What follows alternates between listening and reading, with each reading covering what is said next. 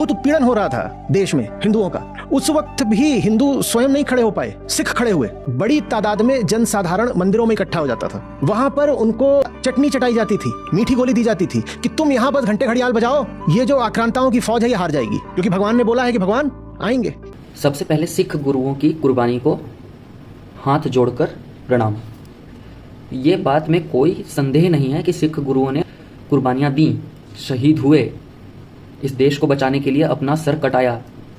इन धर्मांध लोगों से लड़ते लड़ते वो ये शहीद हो गए, जिसकी वजह से भारत बचा। आज का जो भारत है उसमें सिख योद्धाओं का बहुत बड़ा योगदान है। लेकिन लेकिन लेकिन ये नकली ओशो जो आचार्य प्रशांत जी कह रहे हैं, क्या वो बात सच है? अगर वो बात ये कह भी रहे हैं, पहले के लोग तो ये कह देते थे कि भगवान तुम्हें बचाने आएंगे, क्योंकि भगवान कह के गए हैं कि यदा यदा हि धर्मस्य ग्लानिर्भवति भारत। तो क्या यह बात सच नहीं है कि भगवान इन्हीं गुरुओं के रूप में आए, भगवान इन्हीं योद्धाओं के रूप में आए, इन्हीं योद्धाओं और गुरुओं का रूप भगवान ने लिया, जिन्हें आज भी हम पूजते हैं? क्या यह बात सच नहीं है? और इस देश को बर्बाद करने में सबसे बड़ा योगदान इन इतिहासकारों का है, क्योंकि सीधा लिखते हैं ना ये 712 में सिंध में कोई मोहम्मद बिन कासिम नाम का एक बंदा कब्जा करता है, और उसके बाद 1195 या 1192 ईस्वी में दिल्ली पर कब्जा हो जाता है। 712 से 1192 तक 500 सालों का इतिहास कहाँ गया? इसका जवाब कौन देगा?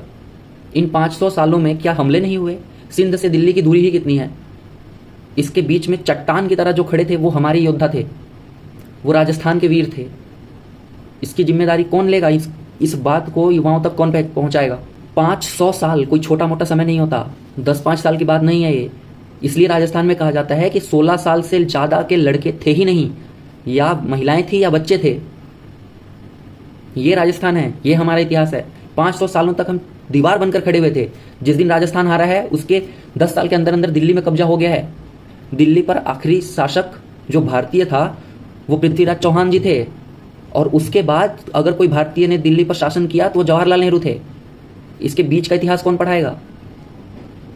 इस धरती ने खून पिया है और हमारे योद्धाओं ने खून बहाया है, तब जाकर ये आज का भारत भारत बचा है। राजस्थान के हर गांव में आज भी यह कहानी है कि हमारे गांव में ये तुर्क मुगल आक्रांता आए थे, वो मंदिर को लूटना चाहते थे, तो गांव के सभी लोग इकट्ठा होकर उनके खिलाफ लड़ जाते थे।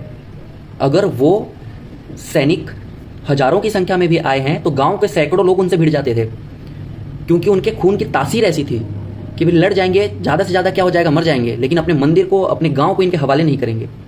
एक भी गांव ऐसा नहीं है राजस्थान का जहां पर हमला नहीं हुआ और जहां के लोगों ने अपनी कुर्बानी नहीं दी इस धर्म को बचाने के लिए, इस देश को बचाने के लिए। और आज आचार्य प्रशांत जैसे लोग उनकी सोच पर, उनकी वीरता पर सवाल उठा रहे हैं। धिक्कार है। कभी नागभट्ट, कभी वत्सराज, कभी महेंद्रपाल, कभी मिहिर भोज, कभी पृथ्वीराज द्वितीय, कभी विग्रहराज द्वितीय, कभी विग्रहराज चतुर्थ, कभी भीमदेव, कभी कर्णदेव, कभी अल्हड़देव चौहान, कभी नायिका देवी जैसी वीरांगनाएं। इनकी वजह से यह देश बचा है। इनके बारे में कौन बताएगा?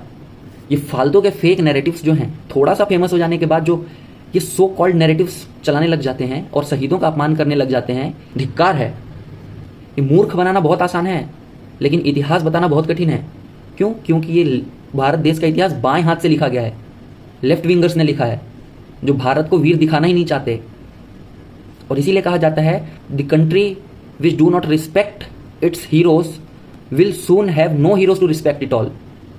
अगर आप अपने हीरोज का सम्मान नहीं करते तो आपके यहाँ हीरो पैदा होना ही बंद हो जाएंगे, जो इस देश में हो रहा है।